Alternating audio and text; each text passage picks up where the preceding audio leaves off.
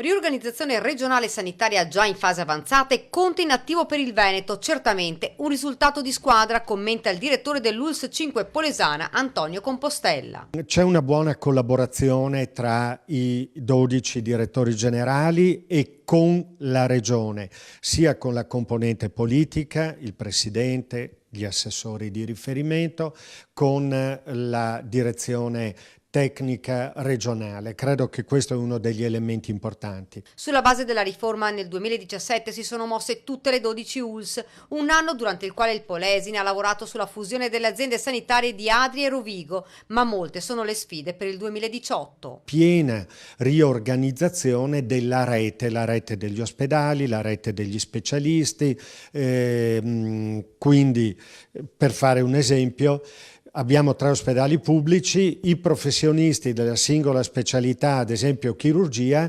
dovranno incominciare a ruotare fra i 3 ospedali in modo da garantire una qualità dei professionisti sempre al top e che in ogni ospedale siano realizzate al meglio le attività della singola specialità. Intanto l'ULSS 5 si sta preparando ad un altro importante appuntamento il 19 gennaio con l'inaugurazione di 2 reparti completamente ristrutturati, ostetricia, ginecologia e dialisi. Alla cerimonia sarà presente il governatore Luca Zaia.